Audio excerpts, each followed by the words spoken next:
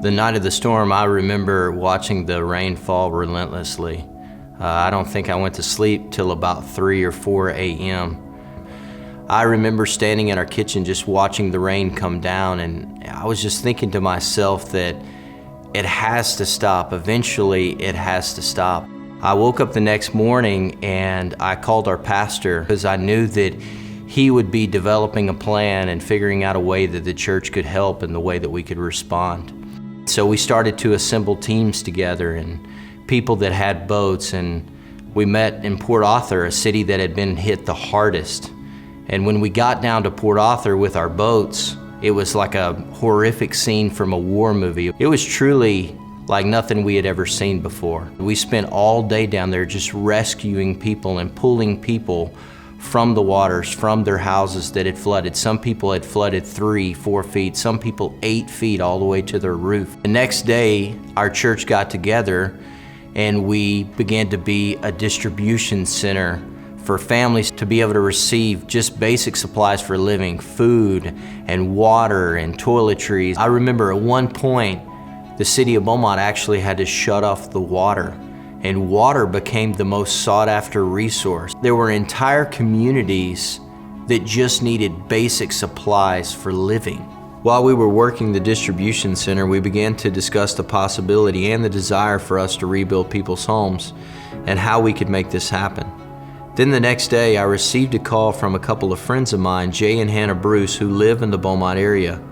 They had already began raising money for Hurricane Harvey victims and had raised over $300,000. They wanted to see the money go to rebuilding homes in the Southeast Texas region. My name is Jay Jacobson. This is my wife, Shody, and during Hurricane Harvey, we flooded. We heard that the rain would be coming our way. Well, we've dealt with rain before, so we weren't really worried. We found some blocks and we put our new leather couch up on blocks, and we tried to get furniture up as high as we could, thinking, we might get 1 inch of water in the house, maybe 2 inches, and we never dreamed a foot of water would come in the house. And so we grabbed our phones, our chargers, and our Chihuahua, and we left. You see all your belongings piled up in your front yard for a dumpster truck to come pick up, and it's a mind-altering experience, I have to say that. I was overwhelmed the number of people that showed up to help us. It was an incredibly stressful time for us, and it was a lot of work, and I was really, really thankful for the help. I couldn't believe these guys took off work to come down here and help us, and I was just amazed by these guys, and had flooring put in. They had painters come by. When they came in and said, we're going to get you a dishwasher and a stove and a refrigerator, we were just, Shody cried. And then, they brought all that stuff in for us, and it was just amazing that they did this for us. Now at that time, Operation Blessing was already set up on our property at Cathedral Church and had already began gutting out homes. We discussed the idea with them of wanting to raise enough money to rebuild 40 homes.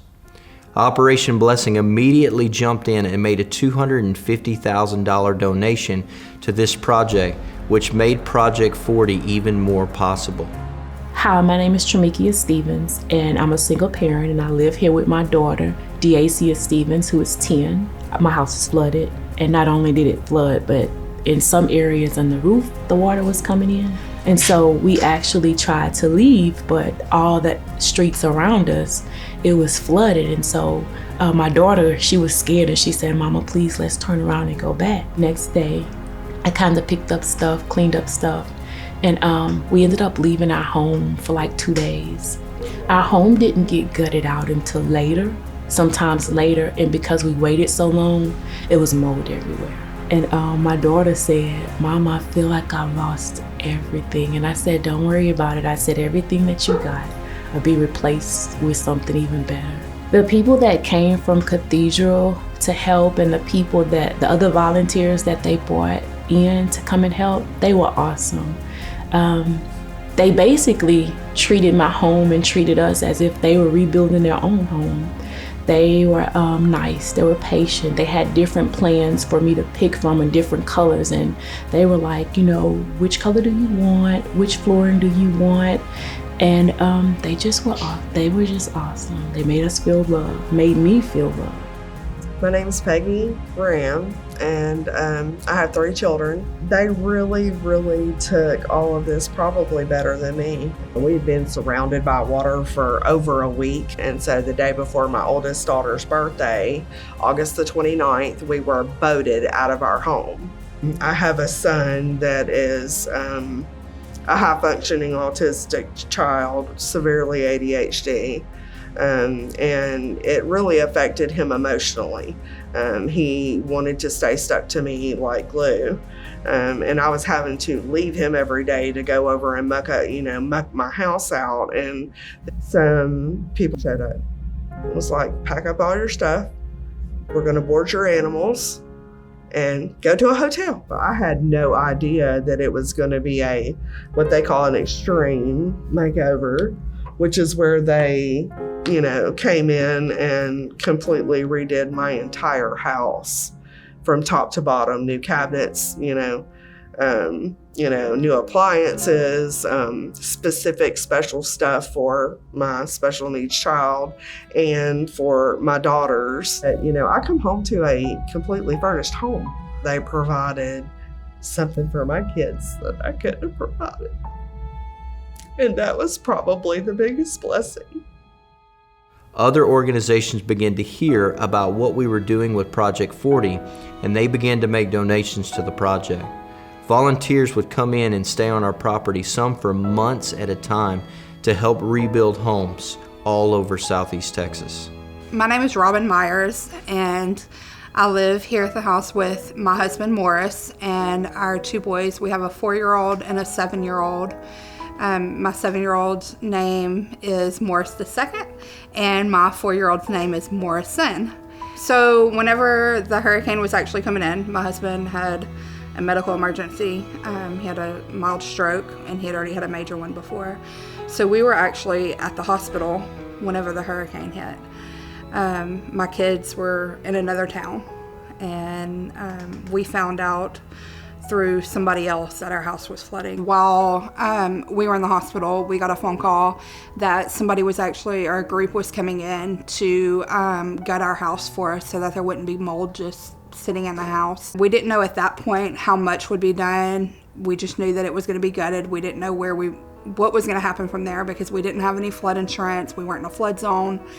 But once we got here and we met with the volunteers and with the groups that have come together, it was just amazing. And while we were standing in one of the rooms, they actually told us that they were gonna do more than just gut the house. They were actually gonna rebuild. And up until that point, there was just really a sense of hopelessness. But at that moment, it was like there was finally a light at the end of the tunnel. There was finally hope. So it really was just a saving grace for us. One of the things that I saw with the people that came into our home that I thought was just amazing is, these people were in here, they were getting dirty, they were, just gutting everything, tearing things out. It was nasty, it was gross, it wasn't anything fun. But everybody that came into our house did it with such a joy. It's like they were really happy to be here, and they were really happy to serve us, and they were just really genuine, sincere people, and they were happy to help. And that in itself made it better. It wasn't just the physical things, which, oh my goodness, the physical things were amazing, but it was just the love and the care and the concern that they poured out to us. They just really went above and beyond what was required, and it was an amazing experience. At the time we were finishing up the rebuilding of the first 40 homes, the need was so great, and there was still so many people who needed help. There were so many people who were still out of their homes, and we knew we wanted to continue the rebuild efforts. So organizations began to approach us, and they began to ask us, what's your plan for the future for rebuild efforts? We told them that we wanted to keep going, but this time we wanted to rebuild 80 homes. So we set out to raise enough money to be able to rebuild these homes. So now we've started what we're calling Project 80. So with the continuing of the rebuild efforts and adding staff members, our church felt it was best for us to start a new organization dedicated to long-term disaster recovery. So we started a new organization, and we called it United Aid of Southeast Texas. At United Aid of Southeast Texas, we are passionate about people who are struggling to get back in their homes. To the single-parent home, the elderly, the disabled, we want to help everyone that we possibly can. So if you still need help getting back in your home, or if you know someone, please visit our website at unitedAidSETX.org.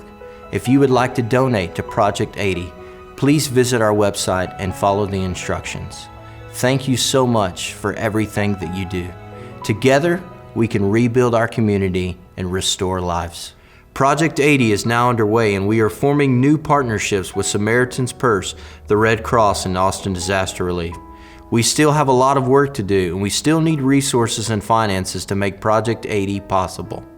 We want to say a huge thank you to Jay and Hannah Bruce, the Cleveland Indians, to Operation Blessing, to Home Depot, to Austin Disaster Relief, to Pathway Church in Fort Worth, to the Village Church, to Christian Disaster Relief, to Christian Aid Ministries, to Motiva, and to many others that made personal contributions to make all of this possible. We could not have done this without you. Thank you so much for everything that you have given for the families of our community.